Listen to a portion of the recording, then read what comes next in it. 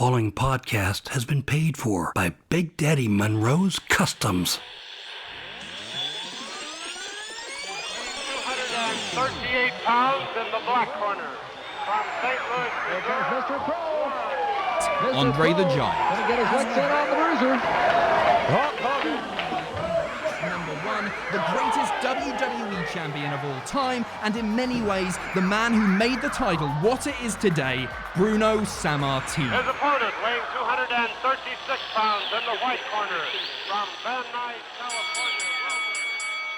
California. Welcome into another edition of Figuring It Out. Yeah, that's right, folks.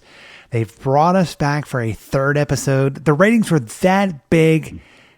I don't know why. It's probably not because of me. It's because of I call my co-host, my tag team partner in this endeavor. Oh man, sure. Serial killers. When you first approached and said, "Hey, let's talk about serial killers," I was like, I don't know about that.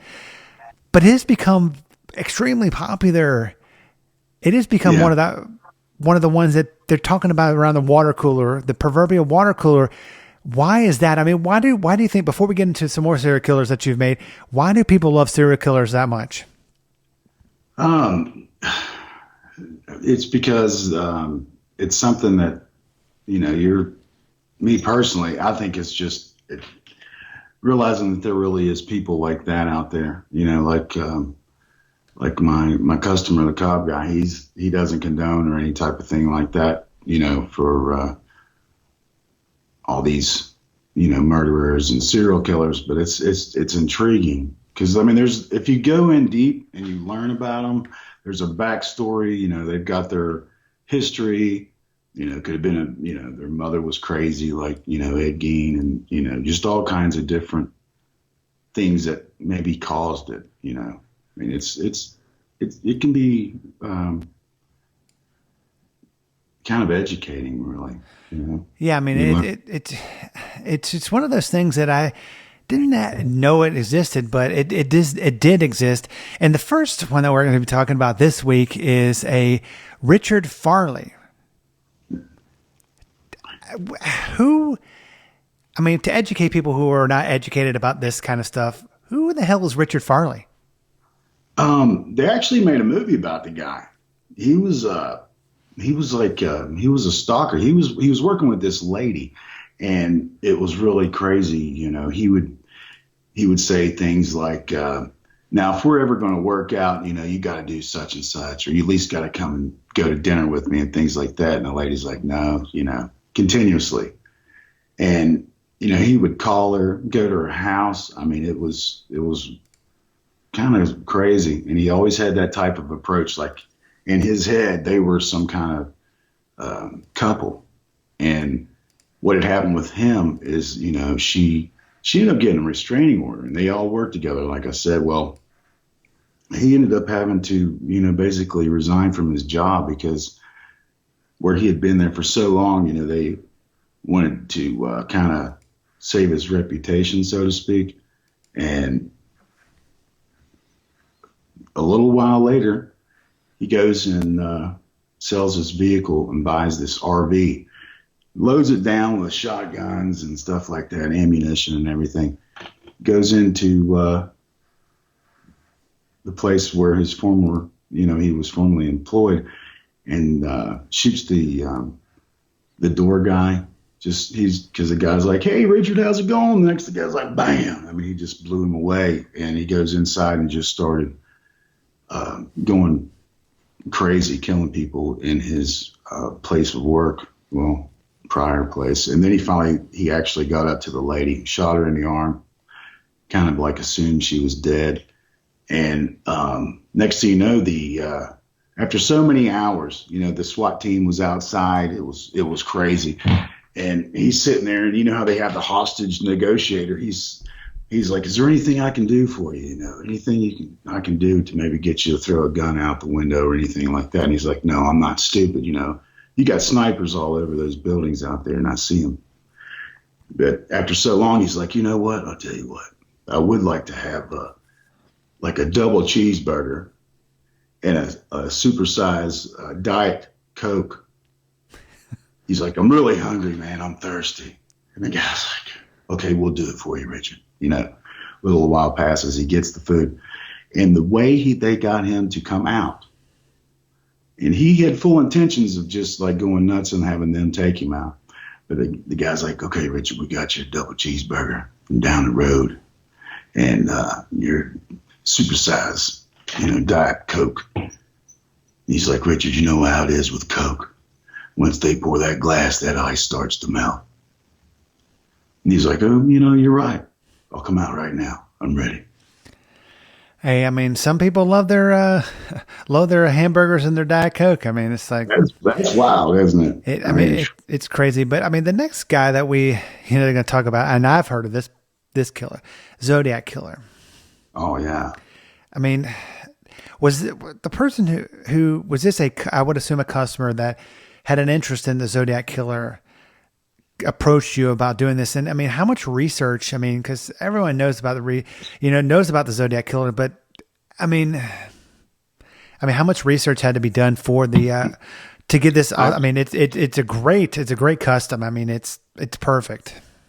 I appreciate that. I actually watched. There's buku documentaries, which I'm sure you're familiar with, and I actually watched, I think, maybe 3 movies. Went online and did research, and people had done sketch drawings of him and everything like that. And he's still at large. And the guy played games with the police and everything. Like he wanted his attention.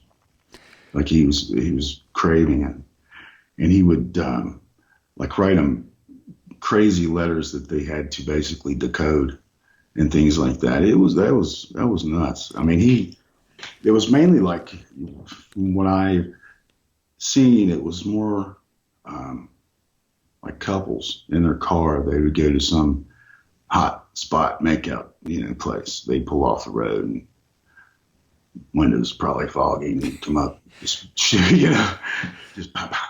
It's horrible. If I was to go, I probably wouldn't be so bad.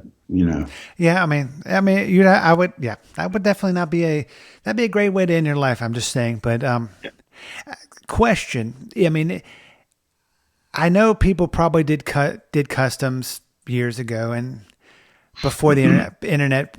If you had been doing this years ago, before the internet, before you were able to just click on the on the internet, on Google, just type in or watch something on YouTube, how much harder would it have been? Would you have been able to do replica customs of things if you didn't have the vast array of the World Wide Web?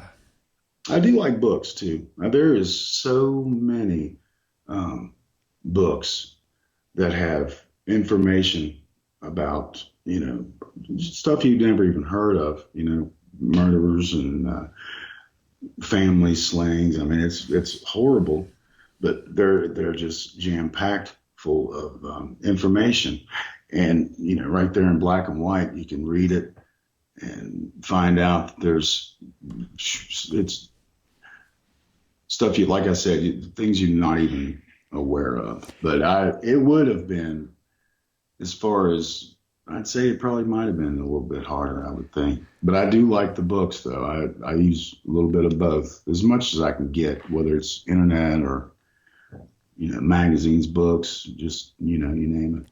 Yeah, kids, if you're younger and watching this show, books are things that you used to could check out at the library, which I think they still have libraries, but the youth nowadays, especially like with my son, whenever he gets to be the age of going to school all the time, yeah, I mean, everything's online, you can find out anything you want in an instant, but back in the day, you were not able to do that. And that's just kind of an advantage of, I think that's why there are a lot of custom people doing stuff, because you can research it. You don't have to, you have to put in a lot of work, but you don't have to, if you only had to look it up at the library or books, I think there would be less people doing it because it would be more work.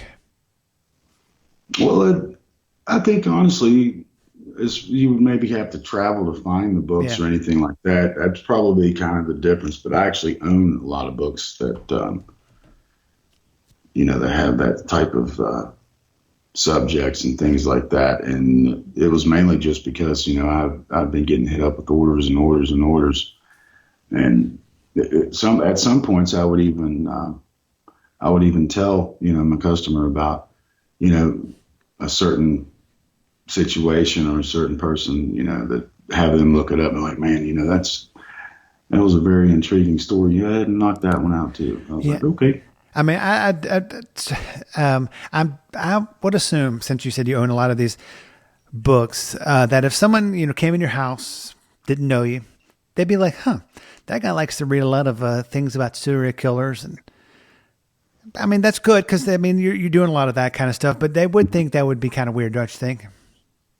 Well, if you think about it, look at today's, today, for instance. I mean, you've got unsolved mysteries, you've got insane amount of murder crime shows and things like that. To be honest, I think they would probably be like, you mind if I take a look, see? You know what I mean? Because it draws you in. It's intriguing. That's, if God's willing, nothing like that ever happens to any of us, It would definitely, but if they do, can you please make a figure about it? Yeah, that will. Sorry, I just had to say that. But the next guy we're talking about is the Night Stalker. I mean, that is one weird looking dude. Yeah, he's probably honestly not like I admire him or anything, but that's one that I really had to do some digging on. I mean, I really did, because there really wasn't much visual. People didn't really get to see him too often. Extremely, I guess you can say, known. A lot of people knew about it and everything like that, and he had been doing that for years and years and years. And it's been about a year, maybe two. They actually got him. They actually caught the guy, and it was strange to watch, because they called him the Green River Killer or something like that. They totally switched his name out, and that kind of threw me off. I didn't understand why they would do that. But yeah, that guy was crazy, and I wanted to. I kind of thought about it, and if you look at the guy's face, how I did his face, because he would sit there for hours upon hours and just study and watch and wait, absolute creep, like creepy dude. I mean, insane. And I wanted to capture that kind of look, because at that point he'd never been seen before. It was, people didn't have any, they seen like the mask and stuff like on the custom and things. But other than that, they really didn't get down to the details to where he would probably be recognized. You know what I mean? So I kind of thought about it. And I was thinking about, making his face and what kind of look, would you give him? I thought, man, this guy's creepy. And if you'll check out the face, he's kind of looking down a little bit, and his mouth is open like, I'm watching you, girl. You look nutty, girl. You're going to be mine. Yeah, that it's a very, I mean, if someone came up to me looking like that, I would be scared. I would definitely be scared. But the next one that we have up on the show today, which I am a big fan. I know this person. I know they're. I've heard of them. I'm not. Behind the times. I'm not a big serial killer fan. My mom loves those kind of shows on Lifetime and all those channels. Jack the Ripper. I mean, this one. It is. I mean, it's probably the best one that I've seen tonight. I mean, the detail is just tremendous. I mean, the small, intimate intricacies that you have. I mean, it looks like he has a pocket watch. I mean, a little bag, or I think that's a bag, and a bunch of other stuff. I mean, how painstakingly detailed and how hard is it to do something like this detailed? Nothing's really hard, if you really put your mind to it. And with him, of course, that's probably one of the, I guess you could say, the first documented quote unquote serial killer. I mean, they didn't throw that name out until long after.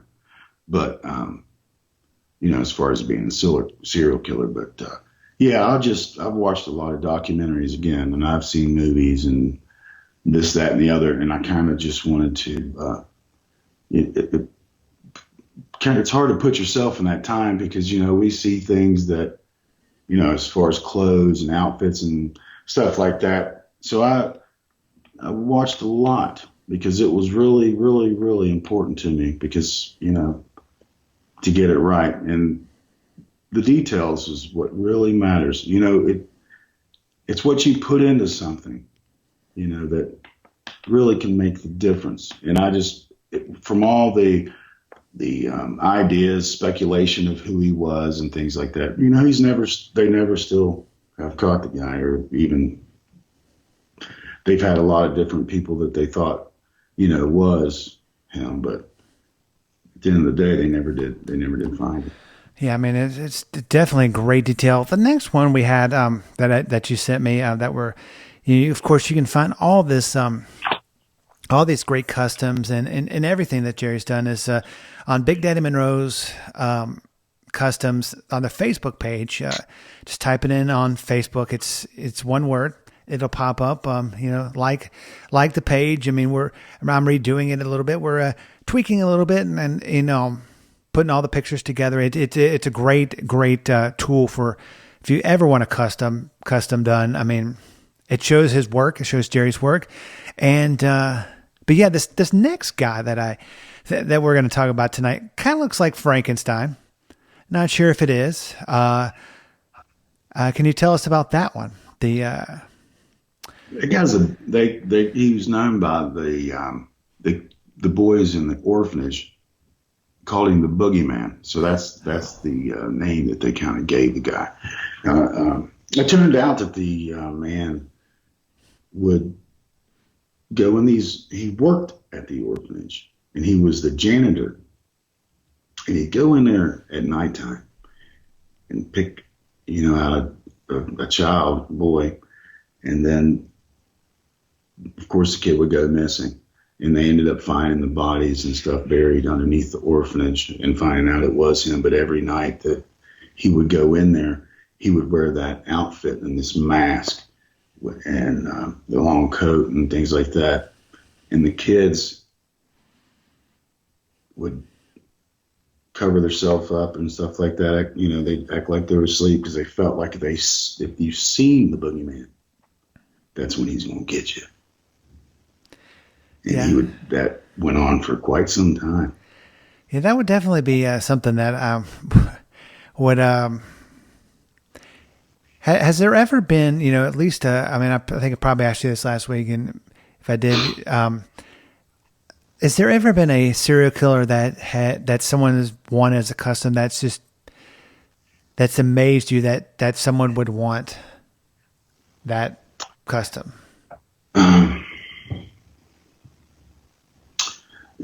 I actually would have to say no, because I can understand the intrigue, like the research.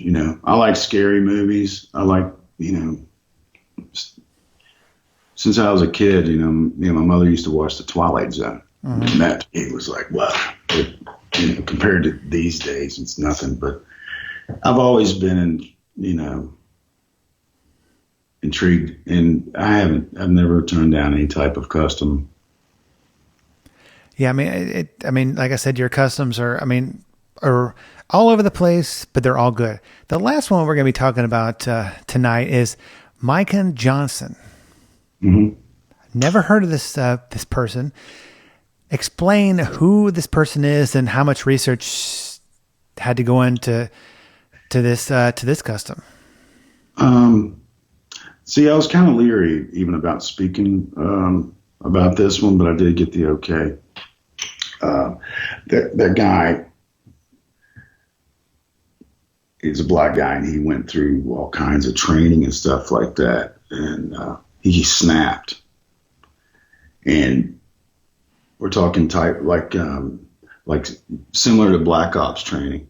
I mean, he put himself through it because he prepared for what he was about to do.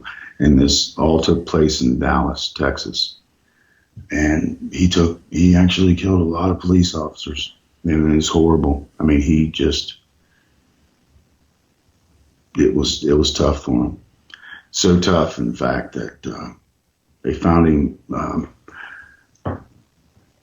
like he basically got out of the way to where they were like, because he was doing so much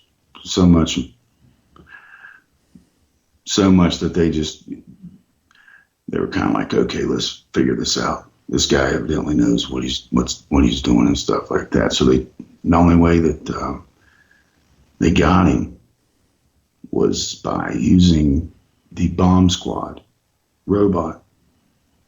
Actually, you found him in a hallway between, in a building, and hit the button to stop him because, you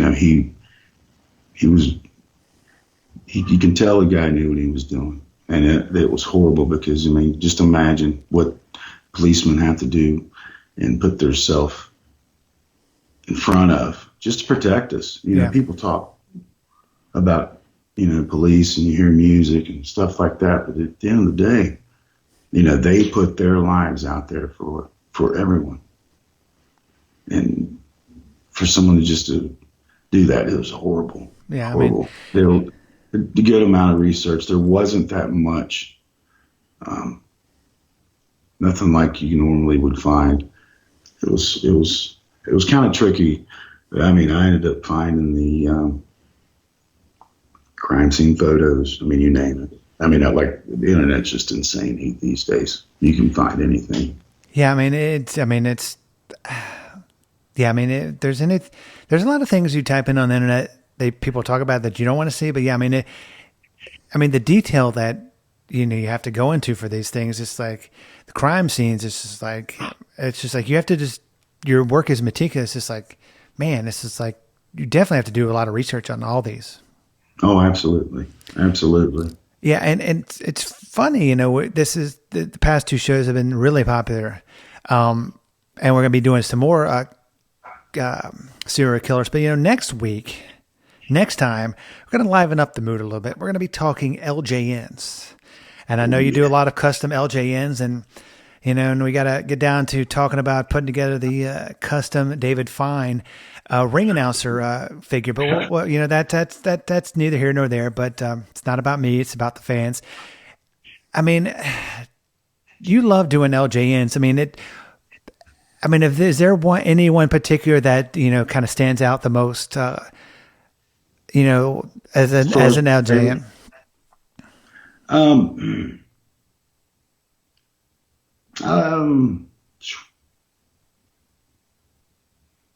That's a toughie right there. Hey, it's a toughie, but it's like, I've been getting a lot of response on Twitter, good response, and on my personal Facebook page about how they love the shows, they love the chemistry between us, and surprisingly enough, like you said with your policeman friends that made this custom, and that it's going around the precinct, that it's going viral, as they would say. They're loving it, which is weird but also good. So, but if there's another figure that you would like for us to cover, just go on the official Twitter account of the podcast. It's Fig It Out Podcast on Twitter. And of course, like I said before, go to Big Daddy Munroe's Customs Facebook page. Just type that in on Facebook in the search engine bar, and it'll come up. They have Marty Jannetty, Shawn Michaels, the Rockers. That is the banner head. You can't miss it. And it's a great page. And most of the work that you've done is up on your Facebook page, correct? Maybe not all of it, but most of it, a lot of it. I'd say maybe